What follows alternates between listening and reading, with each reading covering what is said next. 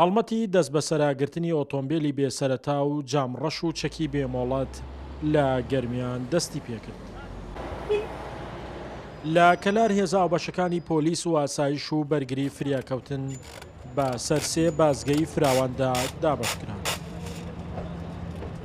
ئەمڕۆ پرۆسەکە زۆر بە جوانی بەبێ هیچ گرژێک بەبێ هیچ ئالۆزیەک پرۆسەکە بەڕێوە ئەچێ و تا ڕادەیەکی زۆر خەڵک پابند دەبن بە جێبەجێکردنی ئەو قەراراتانەی کە لەسەرەوە بۆ ئێمە هاتوو ئێمەش جێبەجێ ئەەکەین و هەروە ئەمڕۆ ئجراعاتمان کردووە لەگەڵ ئەو ئۆتۆمبیلانەی کە لەزگەی جامتاریکیان بەستووە و هەروەها پەردەیان داناوە هەمومان پێکردوونەتەوە. دەو کەسانی کە چەکی بێمۆڵەتیان وەرگرتووە و ئێمە پێ و ڕێنمایانی پێمان درراوە ئەو چەکانەی کە لایەن هاوڵاتیان بێژگە لە مۆڵەتی ڕسمی وەزارەتی ناوخۆ هیچ ڕێگەپێدانێکی هیچ لایەنێکی ترکاری پێ ناکرێەوە ئێداوەکەین لە هاوڵاتیان کە پابند بن بە ڕێنمایەکان و بڕیارەکان چکە ئەم ئیجراعاتان لە پێناو ئەمنیەتی هەمووانایە.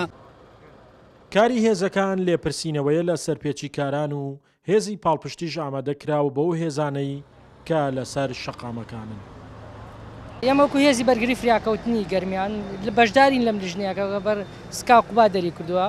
ئێمە زیاتر ڕۆڵی بەرگری فریاکەوتنی گەرمیان زیاتر ڕۆڵمان وەکو پاڵپشتی بینینی ئەم هێزانەیە کە زیاتر ئێمە لە بۆ حکومەی ئێمە زیاتر لەناو شارە نەبوونا. ئێمە هێزێکی پاڵپشتە بینین لەگەڵ براکانمان لێراکە هێزەکانی ناخۆ کە پێکاتووە لە بەرگری فریاکەوتن پۆلیسی هاتوچۆ پۆلیسی و هێزەکانی پۆلیس. جێبەجێکردنی ئەو بڕیارە ڕاستەوخۆ لەلایەن قوبا تاڵەبانی جێگیری سەرۆکی حکوومەتی هەرێمی کوردستانەوە فەرمانی بۆ دەرکراوە و تا کاتێکی نادیار بەردەوام دەبێت. شاخوان محەممەد، کورسات نیوز، کەلار.